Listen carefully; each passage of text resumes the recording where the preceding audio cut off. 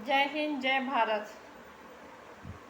सीमा हैदर को देखते हुए, अवैध घुसपैठी को देखते हुए और इस पे जो इसको इतना प्रोटोकॉल दिया जा रहा है, इसको देखते हुए और जो महिलाएं जो बैसारण घाटी में जो 28 हमारे भारतीय मारे गए थे, उस घटना को देखते हुए भारत सरकार ने जो पाकिस्तान से जो महिलाएं जो जो मतलब महिला क्या, वो तो लड़कियां ही थी मेरे ख्याल से, क्योंकि भारतीयों से उन्होंने शादी की थी और वीज़ा लेके आई हुई थी भारत में, वीज़ा पासपोर्ट के साथ भारत में आई हुई थी। और जो कि कोई भी इलीगल नहीं आई थी, कोई भी घुसपैठ नहीं किया था, ए टू जेड हर चीज़ उनकी जो है लीगल थी।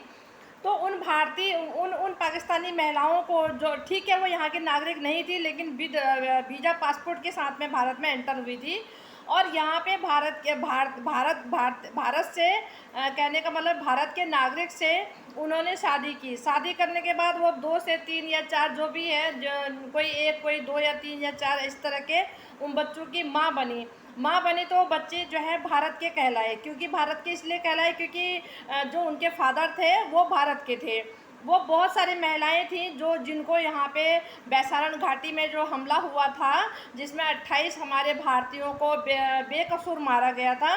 तो तब उस टाइम में उसको हालातों को देखते हुए उन महिलाओं को जो है पाकिस्तान भेज दिया गया और वो चिल्ला पुकारी, वो रोना धोना, वो बहुत इतना मतलब दुखद जो बोलेंगे कि न सहने वाला जो दृश्य हमने देखा, माँ और बच्चों को बिलखते हुए, पति को पत्नी से जुदा होते हुए, छोटे छोटे दूध मुहे बच्चों को जो माताओं से उनको जुदा कर दिया गया था। तो वो इस तरह का जो माहौल देख के बड़ा मन जो है विचलित हुआ था।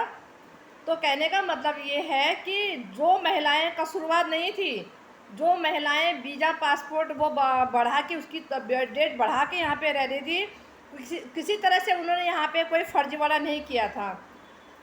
भारत में किसी तरह से कोई फर्जीवाड़ा उन्होंने नहीं किया था। वो अपने लीगल पति के साथ में रह रही थी, लीगल तरीके से उन्होंने शादी की। वो कोई अवैध तरीके से ना उन्होंने संतानें पैदा की, ना अवैध तरीके से उनका आना था, ना अवैध तरीके से उनका पति था। तो जब उन महिलाओं को जो है उस घटना को देखते हुए जो उन महिलाओं को जो है पाकिस्तान डिपोर्ट कर दिया गया। तो ये महिला जो कि अवैध तरीके से घुसी है और ये 4 नागरिक अपने साथ 4 नागरिक पाकिस्तान की भी लेके आ रखी है। इसका आना अवैध, इसका रिश्ता अवैध, इसका पति अवैध, इसकी जहाँ ये रह रही वो घर अवैध, ए टू जेड अवैध ही अवैध। भारत में 5 फर्जी आधार कार्ड बनाना, वो मतलब 420 का इसने जो काम किया, जो मतलब बोलेंगे कि फर्जी दस्तावेज जो बनवाए वो सारा अवैध। तो ए टू जेड अवैध ही अवैध। तो कहने का मतलब ये है, सुप्रीम कोर्ट के लॉयर और एरिया विधायक और बड़े बड़े जो डीलर, बड़े बड़े जो संघ के और बड़े बड़े दल के और जो नेता, जो बजरंग दल, फलाना दल, ढिमकाना दल, उन महिलाओं के लिए क्यों नहीं गए? उन महिलाओं का बचाव क्यों नहीं किया? उन महिलाओं के लिए भी फर्जीवाड़ा करते ना, उन महिलाओं के भी फर्जी वो बना के उनका भी बचाव का रास्ता ढूंढते, उनको भी बचाते। तो इस पे कौन सी शहद लग रही है? तो ये ना भूलना कि ये महिला को फर्जीवाड़े से यहाँ रखोगे और भारत के लोग जो वो उस घटना पे नज़र रखे हुए हैं, वो जो उस टाइम जो हालात पैदा हुए थे, जिस तारीख में उन महिलाओं को जो है यहाँ से अल्टीमेटम देके पाकिस्तान भेजा गया, रवाना किया गया, बहुत बोलेंगे कि ऐसा दृश्य था कि वो जुदाई वाला जो देखा नहीं गया। वो बिलखते पति, वो बिलखते बच्चे, वो बिलखती वो बच्चों की जो है माताएं। तो कहने का मतलब है, हिंदू हो मुस्लिम हो, माँ तो माँ ही होती है। उनके बच्चे कोई आसमान से टपके थे, उन्होंने भी तो जने थे वो बच्चे। तो कहने का मतलब है, संविधान का मतलब होता है सब एक समान। तो एक समान नियम लागू सबके लिए होने चाहिए। और ये महिला जो है जो कहती है, जो आज किसी और के नाम का मकान, किसी और के नाम की गाड़ी, क्या हम नहीं जानते? हमें नहीं पता? अगर मैं ये कह रही हूँ रजिस्ट्री का खुलासा करो ना, रजिस्ट्री दिखाओ, सोशल मीडिया पे ओपन करो ना। ये तो यहाँ पे सिम कार्ड नहीं ले सकती, ये यहाँ पे अपने नाम से तो एक सिम कार्ड भी नहीं खरीद सकती। मकान गाड़ी तो एक तरह रही, ठीक है। और हम बहुत दिनों से नज़र रखे हुए हैं, ना तो ये मकान उसके नाम है, ना ये गाड़ी उसके नाम है। गाड़ी किसी और के नाम, मकान भी उस किसी और के क्या है। जो इसको फर्जीवाड़े से बचाने में लगे हैं, उन्होंने गाड़ी दे रखी है, उन्होंने मकान दे रखा है।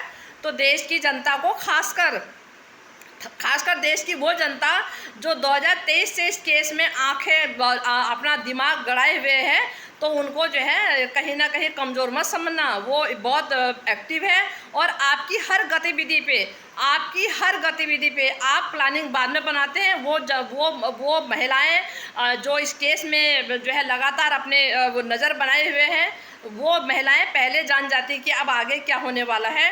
AP सिंह जी, हम आपसे पूछना चाहते हैं, भारती मीना का तो आपने जो है मनोज मस्ताना को बुला के पूरी एक महफिल सजा के एक माहौल इस तरह का बनाया। ये देखो जी, सचिन मीना, सीमा मीना, भारती मीना जन्म प्रमाण पत्र बना दिया, यूपी गवर्नमेंट ने बनाया। हाँ भाई, यूपी गवर्नमेंट नहीं बनाएगी भाई, हमारी उत्तराखंड गवर्नमेंट बनाएगी, वहाँ पे यूपी में है तो यूपी गवर्नमेंट बनाएगी। तो भाई ठीक है, मान गए, चलो ठीक है भाई। वो जब यहाँ पे हिंदुस्तान में जन्म हो रखा है, उस पर भी अभी जो है बहुत सारे प्रश्न चिन्ह उठेंगे, ठीक है। वो भी किस तरह से पैदा हो रही, उसकी माँ घुसपैठी है, ये भी, इस पर भी सवाल खड़ा होगा, जो हमारे कानून के मुताबिक जो है।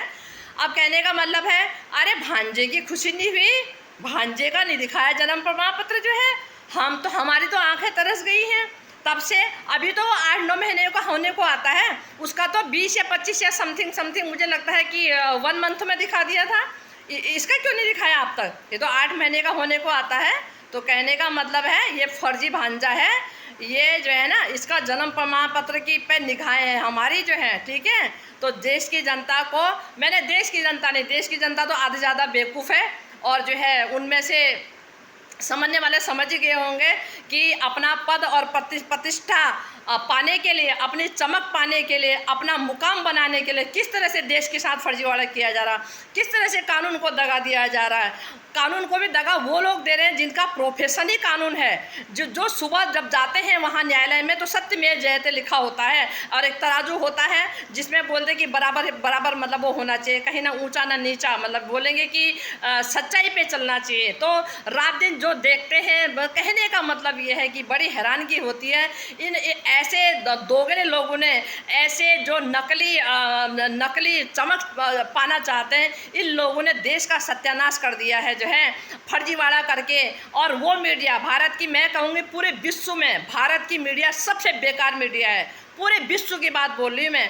अरे कभी अब क्यों नहीं बोल रही हो मीडिया कि भाई अभी 2023 से अवैध घुसपैठी महिला भारत में किस हिसाब से रह रही, किस एंगल से रह रही, किस नीति के तहत रह रही है, क्यों इसको रखा हुआ है, क्यों अभी तक कानून में कोई फैसला क्यों नहीं निकला, क्यों सरकार रखी हुई है? अभी ये सवाल करो ना, अभी तुम्हारे मुंह में दही जम गई क्या? तब तो तुम उसकी चूड़ी, बिछुआ, टिकुली, बिंदुली, उसकी लिपस्टिक, उसकी साड़ी लाल, हरी, पीली, इस पे जाते थे। अब तुम्हारे मुंह पे दही जम गई क्या?